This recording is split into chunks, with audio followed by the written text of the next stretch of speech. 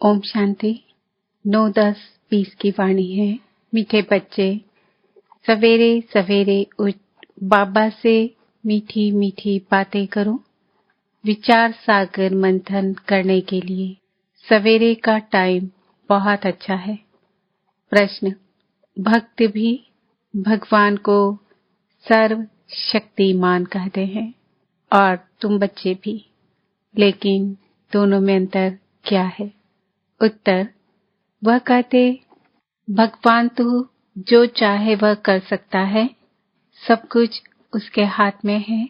लेकिन तुम जानते हो, बाबा ने कहा है, मैं भी ड्रामा के बंधन में बांधा हुआ हूँ। ड्रामा सर्व शक्तिमान है। बाप को सर्वशक्तिमान इसलिए कहा जाता क्योंकि उनके पास सर्व को सद्गति देने की शक्ति है। ऐसा राज्य स्थापन करता जिसे कभी कोई छीन नहीं सकता। ओम शांति किसने कहा? बाबा ने। ओम शांति यह किसने कहा? दादा ने। अब तुम बच्चों ने यह पहचाना है, ऊंचते ऊंच की महिमा तो बहुत भारी है। कहते हैं सर्व शक्तिमान है तो क्या नहीं कर सकते। अब ये भक्ति मार्ग वाले तो सर्व शक्तिमान का अर्थ बहुत भारी निकालते होंगे। बाप कहते हैं ड्रामानुसार सब कुछ होता है, मैं कुछ भी करता नहीं हूँ। मैं भी ड्रामा के बंधन में बांधा हुआ हूँ। सिर्फ तुम बाप को याद करने से सर्वशक्तिमान बन जाते हो। पवित्र बनने से तमो प्रधान से सतो प्रधान बन जाते हो। बाप सर्वशक्तिमान है, उनको सिखलाना होता है, बच्चे मुझे याद करो तो विकर्म विनाश हो जाएंगे। फिर सर्वशक्तिमान बन विश्व पर राज्य करेंगे। शक्ति नहीं होगी तो राज्य कैसे करेंगे? शक्ति मिलती है योग से, इसलिए भारत का प्राचीन योग बहुत गाया जाता है। तुम बच्चे नंबरवार याद कर और खुशी में आते हो। तुम जानते हो हम आत्माएं बाप को याद करने से विश्व पर राज्य प्राप्त कर सकते हैं। कोई की ताकत नहीं जो छीन सके। ऊंचते ऊंच बाप की महिमा सब करते हैं, परंतु समझते कुछ नहीं। एक भी मनुष्य नहीं जिसको यह पता हो कि यह नाटक है। अगर समझते हो कि नाटक है तो शुरू से अंत तक वह याद आना चाहिए, नहीं तो नाटक कहना ही रॉन्ग हो जाता है। कहते भी हैं यह नाटक है, हम पार्ट बजाने आए हैं, तो उस नाटक के आदि मध्य अंत को भी जानना चाहिए ना। यह भी कहते हैं हम ऊपर से आते हैं, तब तो वृद्धि होती रहती है ना। सतयुग में तो थोड़े मनुष्य थे, इतनी सब आत्माएं कहाँ से आई? यह कोई समझते नहीं कि यह अनादि बना बनाया अविनाशी ड्रामा है जो आदि से अंत तक रिपीट होता रहता है। तुम बाइस्कोप शुरू से अंत तक देखो, फिर दोबारा रिपीट करके अगर देखेंगे तो चक्र जरूर हूबहू रिपीट होगा, जरा भी फर्क नहीं होगा। बाप मीठे मीठे बच्चों को कैसे बैठ समझाते हैं, कितना मीठा बाप है। बाबा आप कितने मीठे हो। बाबा बस अभी तो हम चलते हैं अपने सुखधाम में। अभी यह मालूम पड़ा है कि आत्मा पावन बन जाएगी तो दूध भी वहाँ पावन मिलेगा। श्रेष्ठाचारी माताएं बहुत मीठी होती है, समय पर बच्चे को आपे ही दूध पिलाती है। बच्चे को रोने की दरकार नहीं होती। ऐसे ऐसे यह भी विचार सागर मंथन करना होता है। सुबह को बाबा से बातें करने से बड़ा मजा आता है। बाबा आप कितनी अच्छी युक्ति से बताते हो श्रेष्ठाचारी राज्य स्थापन करने की। फिर हम श्रेष्ठाचारी माताओं की गोद में जाएंगे। अनेक बार हम ही उस नई सृष्टि में गए हैं। अभी हमारी खुशी के दिन आते हैं। यह खुशी की खुराक है, इसलिए गायन भी है। अतीन्द्रिय सुख पूछना हो तो गोप गोपियों से पूछो। अब हमको बेहद का बाप मिला है, हमको फिर से स्वर्ग का मालिक श्रेष्ठाचारी बनाते हैं। कल्प कल्प हम अपना राज्य भाग्य लेते हैं, हार खाते हैं, फिर जीत पाते हैं।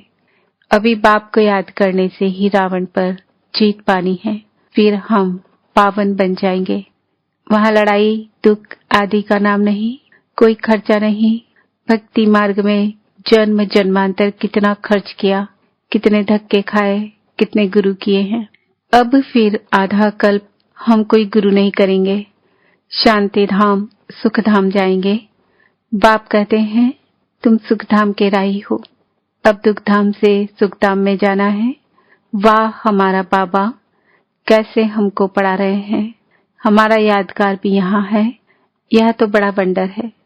इस तेलवाड़ा मंदिर की तो अपरंपार महिमा है। अभी हम राजयोग सीखते हैं, उसका यादगार तो जरूर बनेगा ना। यह हुबहू हमारा यादगार है।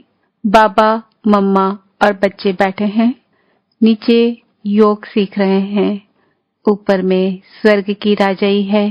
झाड़ में भी कितना क्लियर है। बाबा ने कैसे साक्षात्कार कराए, फिर चित्र बैठ बनवाए हैं। बाबा ने ही साक्षात्कार कराया और फिर करेक्ट भी किया। कितना वंडर है। सारी नई नॉलेज है, किसको भी इस नॉलेज का पता नहीं है। बाप ही बैठ समझाते हैं। मनुष्य कितना तमोप्रधान बनते जाते हैं। मनुष्य सृष्टि बढ़ती जाती है, भक्ति भी वृद्धि को पाते पाते तमो प्रधान बनती जाती है। यहाँ अब तुम सतो प्रधान बनने का पुरुषार्थ करते हो। गीता में भी अक्षर है मन मना भव। सिर्फ यह नहीं जानते कि भगवान कौन है। अब तुम बच्चों को सवेरे सवेरे उठकर विचार सागर मंथन करना है कि मनुष्यों को भगवान का परिचय कैसे दें। भक्ति में भी मनुष्य सवेरे सवेरे उठकर कोठी में बैठ भक्ति करते हैं, वह भी विचार सागर मंथन हुआ ना। अभी तुमको ज्ञान का तीसरा नेत्र मिलता है। बाप तीसरा नेत्र देने की कथा सुनाते हैं। इसको ही फिर तीजरी की कथा कर दिया है। तीजरी की कथा, अमर कथा, सत्यनारायण की कथा भी मशहूर है। सुनाने वाला एक ही बाप है जो फिर भक्ति मार्ग में चलती है। ज्ञान से तुम बच्चे साल्वेंट बनते हो, इसलिए देवताओं को पदमपति कहते हैं। देवताएं बहुत धनवान पदमपति बनते हैं। कलयुग को भी देखो और सतयुग को भी देखो, रात दिन का फर्क है। सारी दुनिया की सफाई होने में टाइम लगता है ना। यह बेहद की दुनिया है। भारत है ही अविनाशी खंड। यह कभी प्रायः लोप होता नहीं। एक ही खंड रहता है आधा कल, फिर और खंड इमर्ज होंगे नंबरवार। तुम बच्चों को कितना ज्ञान मिलता है बोलो। वर्ल्ड की हिस्ट्री ज्योग्राफी कैसे चक्र लगाती है आकर समझो। प्राचीन ऋषि मुनियों का कितना मान है, परंतु वह भी सृष्टि के आदि मध्य अंत को नहीं जानते। वह हठयोगी है। हाँ, बाकी उनमें पवित्रता की ताकत है जिससे भारत को थमाते हैं। नहीं तो भारत पता नहीं क्या हो जाता। मकान को पोछी आदि लगाई जाती है ना तो शोभा होती है। भारत महान पवित्र था, अब वही पतित बना है। वहां तुम्हारा सुख भी बहुत समय चलता है। तुम्हारे पास बहुत धन रहता है। तुम भारत में ही रहते थे, तुम्हारा राज्य था, कल की बात है। फिर बाद में अन्य धर्म आए हैं, उन्होंने आकर कुछ सुधार कर अपना नाम वाला किया है। अब वह भी सब तमो प्रधान बन गए हैं। अब तुम बच्चों को कितनी खुशी होनी चाहिए। यह सब बातें नए को नहीं सुनानी है। पहले पहले तो बाप की पहचान देनी है। बाप का नाम रूप देश काल जानते हो। ऊंच दे ऊंच बाप का पाठ तो मशहूर होता है ना। अभी तुम जानते हो वह बाप ही हमको डायरेक्शन दे रहे हैं। तुम फिर से अपनी राजधानी स्थापन कर रहे हो। तुम बच्चे मेरे मददगार हो। तुम पवित्र बनते हो। तुम्हारे लिए पवित्र दुनिया जरूर स्थापन होनी है। तुम यह लिख सकते हो कि पुरानी दुनिया बदल रही है, फिर यह सूर्यवंशी चंद्रवंशी राज्य होगा, फिर रावण राज्य होगा। चित्रों पर समझाना बहुत मीठा लगता है। इनमें तिथि तारीख सब लिखा हुआ है। भारत का प्राचीन राजयोग माना याद। याद से विकर्म विनाश होते हैं और पढ़ाई से स्टेटस मिलती है। दैवी गुण धारण करने हैं। इतना जरूर है माया के तूफान आएंगे। सवेरे उठकर बाबा से बातें करना बड़ा अच्छा है। भक्ति और ज्ञान दोनों के लिए टाइम अच्छा है। मीठी मीठी बातें करनी चाहिए। अभी हम श्रेष्ठाचारी दुनिया में जाएंगे। बूढ़ों के दिल में तो ये रहता है ना कि हम शरीर छोड़ गर्भ में जाएंगे। बाबा कितना नशा चढ़ाते हैं। ऐसी ऐसी बातें बैठ करो तो भी तुम्हारा जमा हो जाए। शिव बाबा हमको नरकवासी से स्वर्गवासी बना रहे हैं। पहले पहले हम आते हैं, सारा ऑलराउंड पार्ट हमने बजाया है। अब बाबा कहते हैं इस छीछी चोले को छोड़ दो, देह सहित सारी दुनिया को भूल जाओ। यह है बेहद का सन्यास। वहां भी तुम बूढ़े होंगे तो साक्षात्कार होगा। हम बच्चा बनते हैं, खुशी होती है। बचपन तो सबसे अच्छा है। ऐसे ऐसे सवेरे बैठ विचार सागर मंथन करना है। पॉइंट्स निकलेंगी तो तुमको खुशी होगी। खुशी में घंटा 1.5 घंटा बीत जाता है। जितनी प्रैक्टिस होती जाएगी उतनी खुशी बढ़ती जाएगी। बहुत मजा आएगा। और फिर घूमते फिरते याद करना है। फुर्सत बहुत है। हाँ, विघ्न पड़ेंगे, उसमें कोई शक नहीं। धंधे में मनुष्य को नींद नहीं आती। सुस्त लोग नींद करते हैं। तुम जितना हो सके शिव बाबा को ही याद करते रहो। तुमको बुद्धि में रहता है। शिव बाबा के लिए हम भोजन बनाते हैं। शिव बाबा के लिए हम यह करते हैं। भोजन भी शुद्धि से बनाना है। ऐसी चीज न हो जिससे खिटपिट हो जाए। बाबा खुद भी याद करते हैं। अच्छा, मीठे मीठे सिकिल दे बच्चों प्रति मात पिता बाप दादा का याद प्यार, गुड मॉर्निंग, नमस्ते, ओम शांति। हम बच्चों का भी बाप दादा को याद प्यार, गुड मॉर्निंग, नमस्ते, ओम शांति। धारणा के लिए मुख्य सार, सवेरे सवेरे उठकर पापा से मीठी मीठी बातें करनी है। रोज खुशी की खुराक खाते हुए अतीन्द्रिय सुख का अनुभव करना है। सतयुगी राजधानी स्थापन करने में बाप का पूरा मददगार बनने के लिए पावन बनना है। याद से विकर्म विनाश करने हैं। भोजन भी शुद्धि से बनाना है। वरदान, स्व स्थिति द्वारा परिस्थितियों पर विजय प्राप्त करने वाले संगम युगी विजयी रत्न भव। परिस्थितियों पर विजय प्राप्त करने का साधन है स्वस्थिति। यह देह भी पर है, स्व नहीं। स्वस्थिति व स्वधर्म सदा सुख का अनुभव कराता है और प्रकृति धर्म अर्थात पर धर्म या देह की स्मृति किसी न किसी प्रकार के दुख का अनुभव कराती है। तो जो सदा स्व स्थिति में रहता है वह सदा सुख का अनुभव करता है। उसके पास दुख की लहर आ नहीं सकती। वह संगम युगी विजयी रत्न बन जाते हैं। स्लोगन, परिवर्तन शक्ति द्वारा व्यर्थ संकल्पों के बहाव का फोर्स समाप्त करो। मातेश्वरी जी के अनमोल महावाक्य।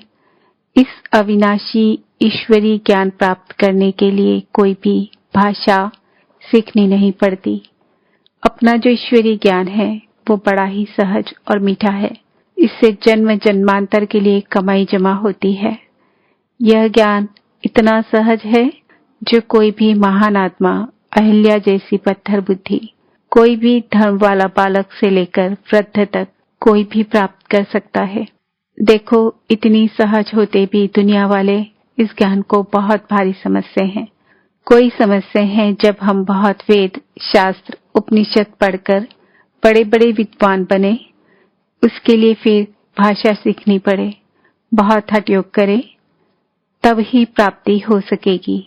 लेकिन यह तो हम अपने अनुभव से जान चुके हैं कि यह ज्ञान बड़ा ही सहज और सरल है, क्योंकि स्वयं परमात्मा पढ़ा रहा है। इसमें न कोई हठ क्रिया, न जप तप, न शास्त्रवादी पंडित बनना, न कोई इसके लिए संस्कृत भाषा सीखने की जरूरत है। यह तो नेचुरल आत्मा को अपने परम पिता परमात्मा के साथ योग लगाना है। भल कोई इस ज्ञान को न भी धारण कर सके तो भी सिर्फ योग से भी बहुत फायदा होगा। इससे एक तो पवित्र बनते हैं, दूसरा फिर कर्म बंधन भस्मीभूत होते हैं। और कर्मातीत बनते हैं। इतनी ताकत है इस सर्वशक्तिमान परमात्मा की याद में। भल वो अपने साकार ब्रह्मा तन द्वारा हमें योग सिखला रहे हैं, परंतु याद फिर भी डायरेक्ट उस ज्योति स्वरूप शिव परमात्मा को करना है। उस याद से ही कर्म बंधन की मैल उतरेगी। अच्छा, ओम शांति। आज का स्वमान है, मैं आत्मा विजयी रत्न हूँ। ओम शांति।